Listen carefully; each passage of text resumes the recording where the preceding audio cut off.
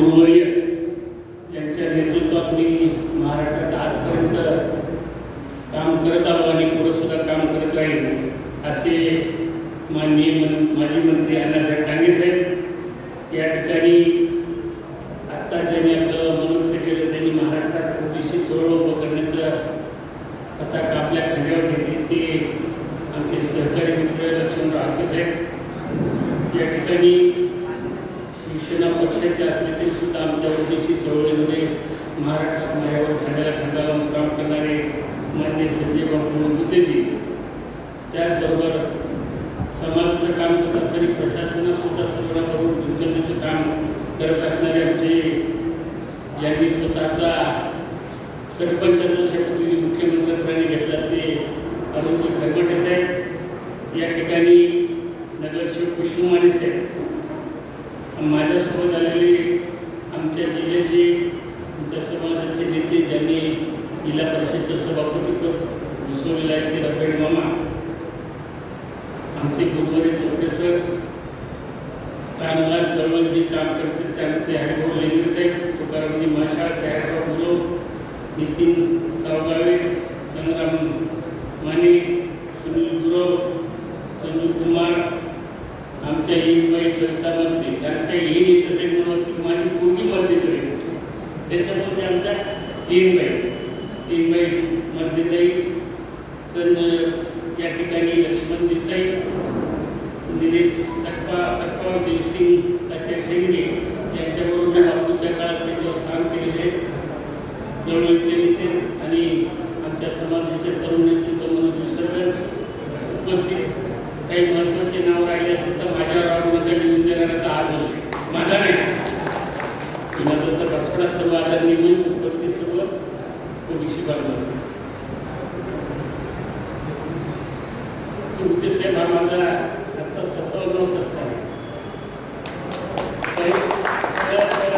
चांगल्या प्रकारचा जरा एक नंबर दिलं होतं ते परभणीचं सार्वजनिक जयंतीचं सप्ताह होता, सर्व पक्षाचे नेते होते. त्याच्यानंतर दुसरा सत्कार झाला तो मराठवाड्यात महिलांनी घेतला, म्हणून मी म्हणजे परभणीचा सत्कार एक नंबर नाही, आता महिलाचा सत्कार एक नंबरचा आहे कारण महिलांनी घेतला. तिसरा सत्कार रामचंद्रच्या हातानं त्याच्याकडे जे पुस्तकाचं हे लावून वाचनालय लावून हा समाज सुदृढ करायचा अशा उद्देशाने घेतला. म्हणजे बुद्धिवंताच्या वेळात बुद्धिवंताच्या सभापतीच्या हातात घेतला म्हणून मी पहिल्यांदा म्हणतो ते दोन्ही बाजूला ठेवा, आता हा पहिल्या नंबरचा आहे, परंतु खरा सत्कार आज मला कळला की तुमचा पहिल्या नंबरचा आहे, कारण मला सदस्य जे मिळालं ते देशातलं ओबीसीचं नेतृत्व वर मिळालं आणि म्हणून ओबीसीच्या हाताने सत्कार आहे हे मला पहिला कळलं. आमच्या हाके साहेबांनी सांगितलं हे खरं आहे, जिसकी संख्यावारी वस्तू भागीदारी मिळायला पाहिजे तसं दिसत नाही, पण हाके साहेब त्याच्याबरोबर हे सुद्धा दिसते ज्याच्या हाती काठी तोच लाठी असं पद्धत तशा प्रकारे आहे. आणि म्हणून काही गोष्टी सत्य जरी असतील पण बदल होत चालला हा सुद्धा आपल्याला काळाप्रमाणे लक्षात आला पाहिजे. आणि बदल होण्यासाठी तुम्हाला मी काही भाषण करणार आहे तर तुम्हाला काही गोष्टी मी सांगणार. माझ्या जीवनामध्ये काही आता मला राज्यसभेचं पद मिळाल्यानंतर जवळपास 2 महिने व्हायचे, पण हाके साहेब अजून सुद्धा म्हणजे महाराष्ट्रातले पुढाऱ्यामध्ये 25% लोकांना अजून झोपवणे झाल्या हे झालंच नसेल. म्हणजे काही मोठ्या प्रमाणात आनंदी आहेत, काही परेशान आहेत की हे तिकडे इकडे होता तरी पण चाऊचं विभाग घेतलं इकडे नव्यानं आला आणि 30-30 वर्ष घासायला. आमच्या उत्तरदायित्व म्हणजे माझ्या बापाचा पक्ष आहे, मला बाजूला करून रामराव, ह्या सगळ्या गोष्टी आपण समजून घेतल्या पाहिजे. म्हणून मी तुम्हाला सांगतो की आपल्याला काही गोष्टी आणि म्हणून मी तुम्हाला सांगतो ओबीसीला हाके साहेब तुमच्या अपेक्षा पूर्ण करायच्या असतील तर तुम्ही लोकांना असं शिकवलं पाहिजे. मी तसं वागणं सुरू केलं, माझ्यामध्ये तुमच्यामध्ये पडेकर साहेबांमध्ये थोडासा फरक आहे. तुम्ही राजकारणात सक्सेस आहे, पडेकर सक्सेस, मी सक्सेस आहे. फक्त मी शिवाय देत नाही, मी कामातून चिमटे घेतो, तुम्ही चिमटे घ्यायला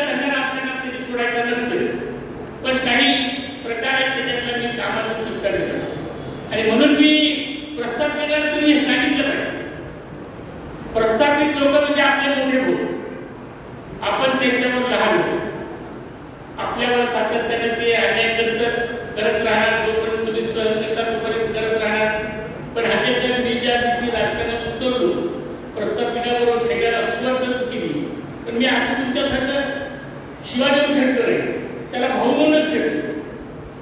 त्याला सांगितलं बाबा तुझ्याबरोबरच मी, तुझी माझी प्रॉपर्टी एकच आहे, आपण दोघं भाऊ आहे, तू मोठा भाऊ आहेस, आता धनगराचा पोरगा मी. तर त्याला सांगितलं बाबा इथपर्यंत तू, मी जरा काही कळत नव्हतं, तू माझ्यावर फार अन्याय केला असं मला आता वाटायला लागलं. जसं तुम्ही म्हणले योगेश्वर अन्याय केला तसं मलाही कळायला तू मोठा भाऊ अन्याय केला. आता माझा वाटा तरी मला द्यायचं कर. गाणं आहे ना आपलं, वाटा ऑफिसला कुठे, हे सुरू झालं. तसंच माझं सुरू झालं की बाबा माझा वाटा कुठे. ते म्हणले की गेले की तुला एवढं दिले की समजून सगळ्याचं काम करत नाही, म्हणजे मला अर्धा वाटा पाहिजे. आम्ही अर्धे इथं आहे, तुझा अर्धा भाऊ येणं, मग काय करायचं. म्हैस तर इथंच आहे, मग वाटायची कशी कापायची का तिला. नाही म्हणलं आपण अर्धी अर्धी करू. तर ते पठाण खुश आहे. त्याला वाटलं तर याला काय करायला हेच करतो. ते म्हणलं ठीक आहे, पैसा ठीक आहे, म्हणजे समोरचा पाठ तुला पाठीमागचं मला. भाऊ किती इमानदार, अर्धे अर्धे केले ना काका पैसे दिले त्याने. मग घोंगडी येतच त्या घोंगडी कशी वापरायची पडायची म्हणजे कापू का, म्हणजे कापल्या नाही जमणार ना. मग म्हणजे पडते का तुला काय, म्हणजे दिवसात तू वापरायचा आहे, रात्री मी वापरतो. मला वाटतं बरोबर ते हाक्यासारखे माणसं आले, आता तुला फसवलं मी म्हणली तुझ्या प्रस्तावित भावाला. ओबीसी म्हणून मराठ्यात सगळं तुटलं आणि तुला सगळं ते तुम्ही काहीच दिलं नाही. म्हणून म्हणजे कसं फसवलं त्यांनी सांगितलं. आता जसं सांगितलं तसं ते तुमचं दिले 13-17 झाले. मग मला काय करायला पाहिजे, काय नाही तुला एक आयडिया सांग. काय चिंता करायचं आहे, आपण राज्यासारखे दोघं भाऊ आहेत, भाऊ बनायचं, सगळं करायचं. फक्त म्हणजे आता काम करायचं. मागचा पाठ त्याला गेला, ते दूध काढायला बसलं की तोंडावर काढता मारायचं. ते दूध काढायला गेलं काढता मारायचं, म्हणजे काढता मारायचं जास्त बोलायचं नाही. समोरचा काम माझ्या वाटायला आता बोलायचं नाही. तर वाटलं ही काय केलं झालं तर मार्ग काय, एक दिवस तू दूध खात जा, एक दिवस मी खात जातो, जमलं. दुसऱ्याला घोंगडीचं काय करायचं. हा काय सांगायचं, हुशार माणसं ते बरोबर सांग. ते म्हणले घोंगडी असं कर म्हणले, दिवसात तुला केलं हो, दिवस वळवायच्या आत ती पाण्यात भिजव, म्हणजे वापरता येत नाही का. त्याने आपल्या त्याच्याजवळ देताना पाण्यात भिजव असं काय नाही म्हणला, माझा दिवस नाही, मला हक्क माझा, मी काय करायचं घोंगड मला आहे. असं जोपर्यंत तुम्ही करणार नाही तोपर्यंत ते प्रस्थापित काय तुम्हाला देणार नाही. तुम्हाला तुमच्या हिस्साटून कसं घ्यायचं, काय घ्यायचं. जेव्हा आपण लोकशाहीमध्ये, आंबेडकरांमध्ये आपण सांगतो की हा संविधानामध्ये आम्हाला पूर्ण हक्क आमचा दिलेला आहे, तर आपला हक्क असताना आपण आपला हक्क कसा मागून घ्यायचा याचं सुद्धा आपण दिशेनं नुसतंच आपण शिवाजी बसलो संत कसं झालं तेच करायला, पण समजून घेतलं पाहिजे की नेमकं सत्ता कशी मिळते, केव्हा मिळते, कशी मिळवावी लागते, त्यांनी काय आंदोलन केलं. बघा ब्राह्मणाचा जर तुम्ही विचार केला तर ते 50% तुम्ही सुद्धा बाजूला सोडतात, कारण त्याचं विशेष शिक्षण IPS करतील, IAS करतील, सगळं करतील. मराठी प्रस्थापिताचे आपण एकच दाखवून देतात, पण तुमचे हुशार प्रस्थापित पाहतील ते म्हणजे ग्रामपंचायत सदस्य आले तरी म्हणतात मला पाहिजे, तर लोकसभा आले तरी म्हणतात मला पाहिजे. आपण तसं करतो नाही. आपल्याला सुद्धा कळायला पाहिजे की आपण दारुड्याचं पूर्ण जोपर्यंत होणार नाही, जे जे सत्तेचं विकेंद्रीकरण करता, सत्ता जाण्याकरता आपल्याला जावं लागते. मी तुम्हाला उदाहरण सांगणार, बोलणार दारुड्याचा कल होता हाकेचा, आणि ते दारुड्याचा कल चालत असताना सोरं एक दिवस चोरी करायची, आराम करायचं, मग ते दिवसा फिरायला गेलं. ती दारुड्याच्या पोरगी तारावर चालताना असं पाहिलं, त्यांना म्हटलं की आपल्या कामाचं लिहून भिंतीवर चोरीला चढवायला पटापट आपलं कुठे चढ. म्हणून त्याला बापाला म्हणजे तुला काय असं फेल केलं किती 2-3 महिन्याला. ते म्हणजे 4-5 मी 20,000 देतो तुझ्या पोराच्या खाते. ते म्हणजे काम सांग, म्हणजे काम विचारून तुम्हाला देतो म्हणजे. पण त्या पोरा घेऊन गेले सगळे, 2 दिवस थांबलं, रात्री गेलं चोरीला. ते म्हणजे चढ घेऊन ते म्हणजे वाजवली, तर दरवेळ वाजवल्याशी आहे जसं निवडणुका आल्या की तुम्ही वाजवलं की उतरलंच पाहिजे. त्यामुळे ते ग्रामपंचायत असो, जिल्हा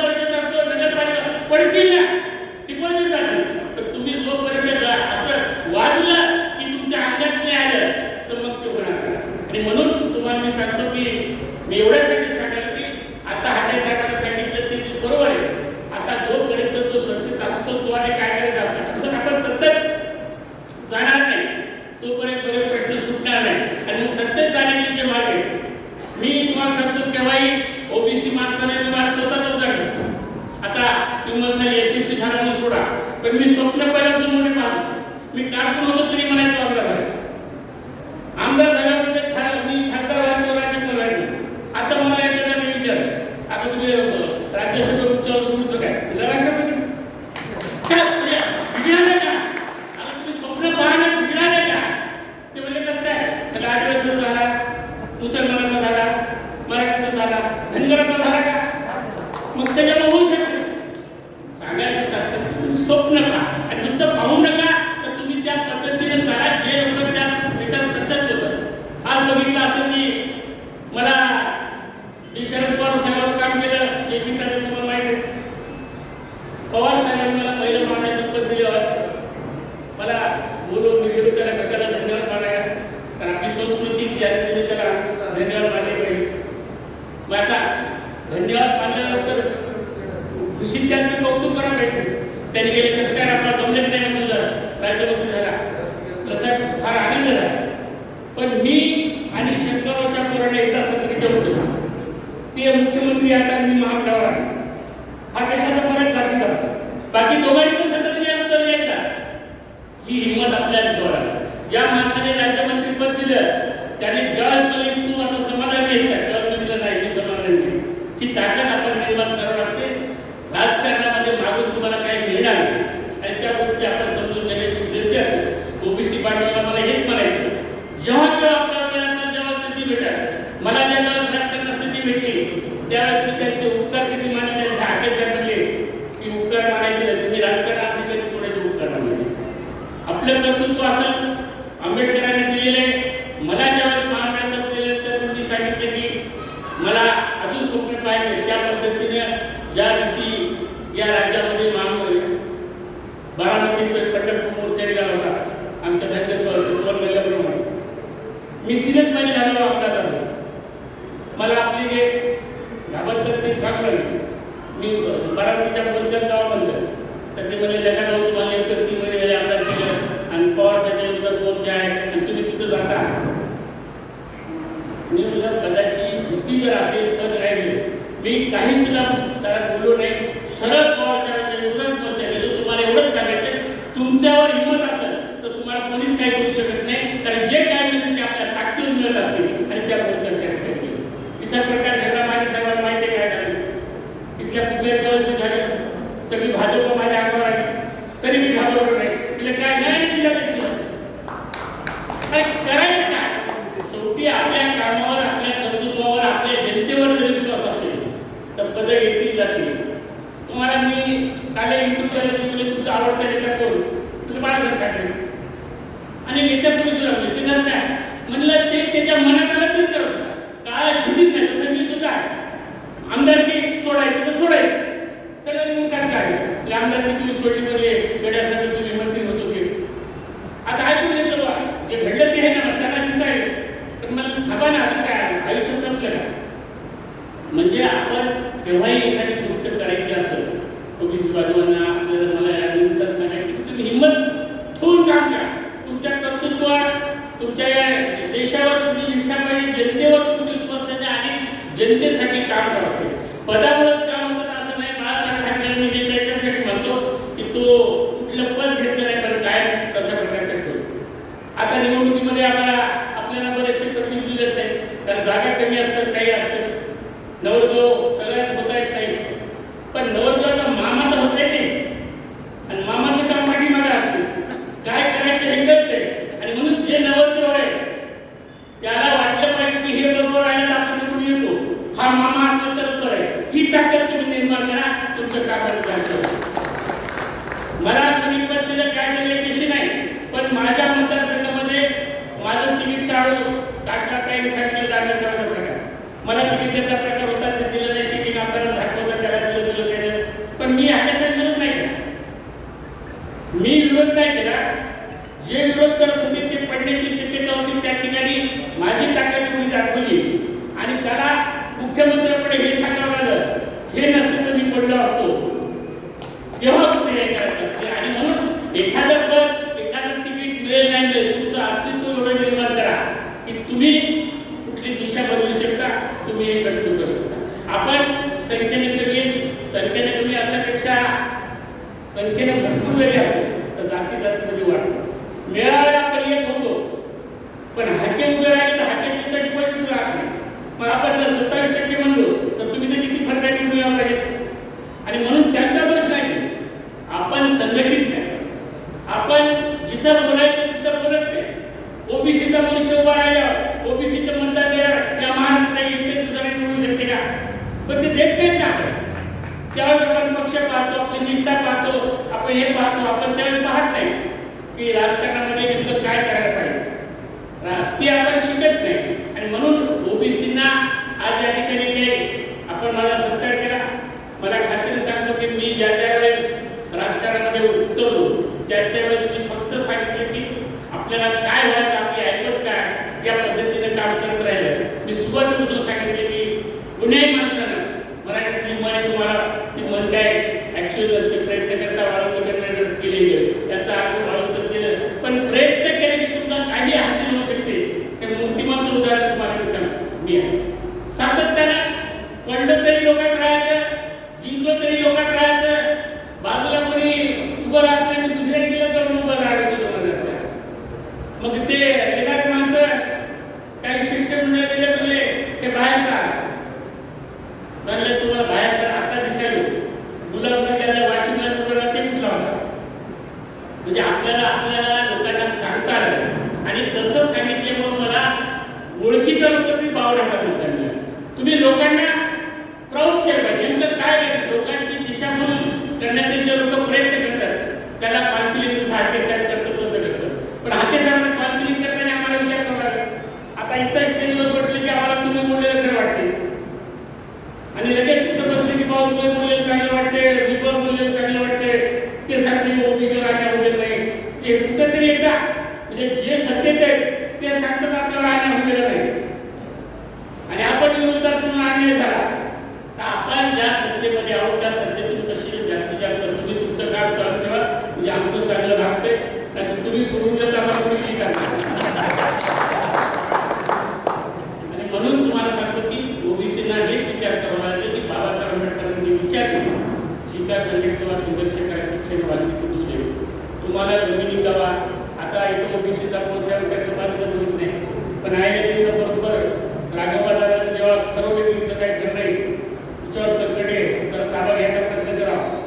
लगेच तिने निश्चित केले त्या डोकं लावलं की नाही याचं तयार आहे पण तुम्ही जर स्त्रीच्या हातून लढले तर तुमचे किती मुस्किल हा जमिनीवर सुद्धा आपल्याला जाणं पाहिजे राजकारणामध्ये. आणि म्हणून राजकारण करणाऱ्या ओबीसी बांधवांना आपली सत्ता आपल्या हातात हाके साहेब म्हणतात बरोबर काही मोठ्या प्रमाणात आपला अन्याय होतो पण अन्याय जे करतात तिथे जी संख्या आहे तिथं आपली संख्या जर चांगली झाली तर त्यांच्यावर अन्याय आपण करू शकतो एवढी ताकद आपल्याला निर्माण करावी लागेल. आणि ती निर्माण करण्यासाठी तुम्हाला काय नेमकं करायचं कसं सत्तेत जायचं सत्तेशिवाय शहाणपण नाही. आणि म्हणून जोपर्यंत संख्या वाढणार नाही तोपर्यंत हे फार अन्याय चालत राहील. कारण सरळ राज्यात पाणी पित असतो ती मन आहे आणि मग सत्ता त्यांच्या हातात आहे. आपण बोलून किती बोलणार. आता आम्ही विधान परिषदेमध्ये होतो तुम्हाला लोक म्हणत असतील धनगराचा प्रश्न का तुम्ही बाजूला सोडला पण आम्ही गेलो नाही ना तरी सुद्धा आमच्या जमण्या झालं का राम आणि कृष्णावर आम्ही अण्णा मोठ्या हाऊसमध्ये राहिलेले सगळं त्यांनी जवळून बघितलेले. एखाद्या प्रश्नावर गोंधळ घातला हाके साहेब मला माहिती नाही तरी मध्ये नसतं केलं काही दिवसात जाणार तुम्ही काय काळजी करणार मध्ये आहे. या ठिकाणी एखाद्या प्रश्नावर आपण जर आवाज उठवला गोंधळ केला तर एक दोन वेळेस हाऊस बंद पडतो. आम्ही धनगर आरक्षणावर एकदा नाही दोनदा नाही तर 4 वेळेस हाऊस बंद पडले एवढं आम्ही त्याचा प्रयत्न केला पण दोघांच म्हणजे जर तिथं 5-50 असते तर थोडं काही रेटलं असतं. आजही लोक पाठीमागे राहिले तर आदिवासीच्या सवलती थोड्या धनगराला मिळाल्या. आता तुम्ही विरोधात असल्यामुळे लोक मान्य करणार नाही.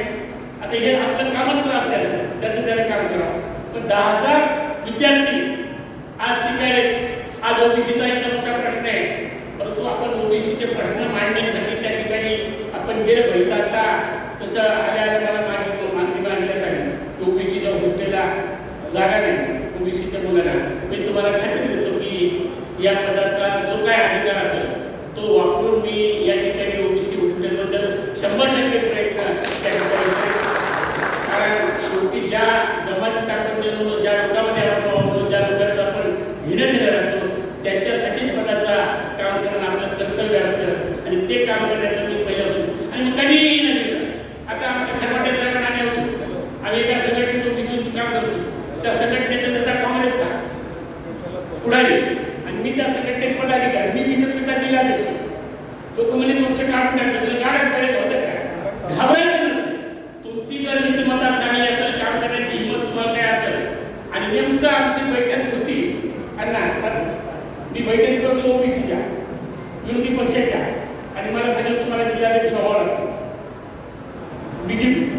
आता बीजेपी असा पक्ष आहे म्हणतात, मला तर अजून कळलं बरं का, राज्यसभेवर गेलो तरी अजून नाही कळलं. तर ते म्हणले काही देतील पण संघटनेचं पद नवीन माणसाला देत नाही. आता ते मी कसा खरा म्हणू? म्हणजे जे नियम असतात ना ते दाखवायसाठी असतात. एखादं तुम्ही कर्तृत्व दाखवलं ना तर ते काही पाहत नाही. मला बिलकुल जिल्हाध्यक्ष पद 6 महिन्यात त्यांनी दिलं. राज्यसभेचे तर तेच आहे. आता तुम्हाला सांगितलं 95 आहे, 92% लोक खुश आहेत, तर ते 1-2% परेशान आहेत. आता त्याच्यात परेशान असलं तुम्हाला काही वाईट वाटत नाही. समजा एखादा आमच्या समाजातला हाकेसारखा परेशान झाला तर वाईट वाटलं नाही. पण आता एक माझ्या रेसमध्ये रावसाहेब गाणी होती की नुकतीच राहिली, त्यांचं नाव उडवलं, त्याने नाराज झालं तर मला काहीच वाटणार नाही. बरोबर आहे. तर मुंबईत जाईल त्या नाराज झालं तर काही वाटणार नाही. धैर्यशील पाटील ते रेसमध्ये होते, ते वाईट वाटणार नाही. पण एखादं मुद्दे जिल्हा परिषदला पंचायत समितीला पडलं ते म्हणते बरोबर झालं नसतं मी झालो असतो, अशा माणसाला काय नाही. आणि म्हणून ज्याने त्याने आपले अवतार पाहिजे आपण काय करतो काय नाही. आणि म्हणून ओबीसी आमच्या समाज हेच आहे की खेड्याची प्रवृत्ती जी आपली एकमेकाची काय असते. आज हा काही काम करत असताना आमच्या पक्षाचं बीजेपीचं असताना माझ्यासारखं जर अशा चळवळ तर पहिल्यापासून शिव हाताने द्यायला सुरू केल्या. परंतु असं होऊन चालत नसतं. माणसाचं कर्तृत्व ज्याच्या त्याच्या ठिकाणी त्याला दिलेली गोष्ट त्याने ती केली पाहिजे. आणि जो त्या ठिकाणी जो काम करतो त्यानं त्याचं काम केलं पाहिजे. आपण चळवळ उभी करत असतो. आपण त्यांनी सरकारच्या विरुद्ध बोललं आम्हाला हे मिळालं नाही ते मिळालं नाही, त्यांनी तिथं म्हणलं पाहिजे. आम्ही सत्तेत राहून म्हणलं पाहिजे की ह्या गोष्टी ते हाके ओरडले त्याला काय उत्तर द्यायचं आम्ही. असं नाही म्हणायचं की हाके काय मागून बोले. आमच्याकडे ते पुढे हाके काय ओरडले बोलले काय बोलले हाके काय मागून बोले. आणि तुला काय करायचं असं तसं तू माग ना त्यांना बोलला. ह्या गोष्टी आपल्याला ओबीसीला समजून घेतलं तर की एकूण एकाला मोठे पण दिलं, एकूण एकाच्या आपण एकत्र येऊन संघटना मोठी केली. तुम्हाला प्रस्थापिताच्या बाबतीत जास्त वेळ घेतला आणि प्रस्थापिताच्या बाबतीत ते याच्यात भाषणाचे एकमेकांच्या काही बोलतील आणि रात्री ठरवतात बसून काय करायचं ते आपल्या ओबीसीला सुद्धा जमलं पाहिजे. तरच आपण सत्तेत येऊ. आपण या ठिकाणी मला बोलवलं, माझा सत्कार केला. मी तुम्हाला हे पद समर्पण करतो आणि तुम्हाला खात्री देतो की मी माझं काय जे शिक्षण आहे, माझा काय जो राजकीय अनुभव आहे, या पदाचा पूर्णपणे मी जनतेला न्याय देण्यासाठी वापर करेन. एवढंच या ठिकाणी सांगतो आणि सांगतो. धन्यवाद सन्माननीय खासदार रामरावजी वैद्य सर. आपण या ठिकाणी आपल्या सरकारबद्दल